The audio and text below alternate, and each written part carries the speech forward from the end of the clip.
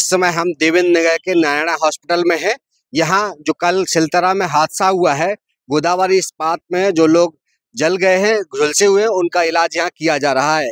उन घायलों से मिलने के लिए आज दीपक बैच यहाँ आने वाले हैं और इसके बाद वो उन सभी घायलों से मुलाकात करेंगे और इसके लिए सरकार से संबंधित मांग भी करेंगे। तो जो कुछ भी होगा आपको पूरा अपडेट देंगे। आप बने रहिए हमारे साथ, इस वीडियो में आपको पूरी अपडेट देते हैं।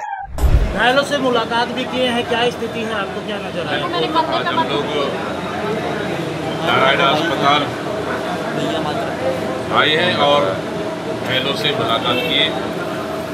5 घायल यहाँ पे एडमिट है और उनकी इलाज चल रही है। डॉक्टरों से चर्चा भी हुई। अभी वो खतरे से बाहर है और उम्मीद करते हैं कि बहुत जल्द ठीक हो जाए।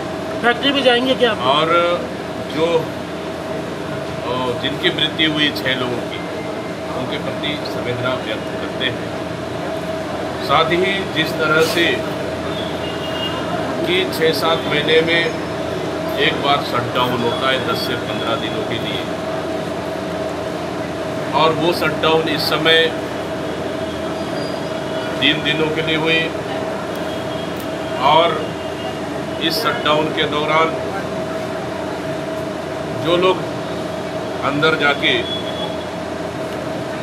इससे कहीं ना कहीं गंभीर सवाल खड़े होते हैं कि लगातार प्लांटों में इस तरह की घटनाएं होना और घटनाएं नहीं रुकना। मैं समझता हूं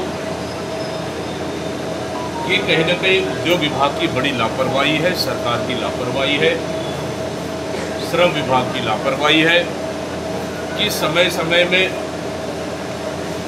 कि इस तरह के उद्योगों का निरीक्षण, परीक्षण और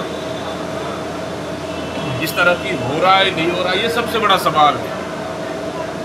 या फिर पूरी तरह से उनको खुली छूट दी गई है,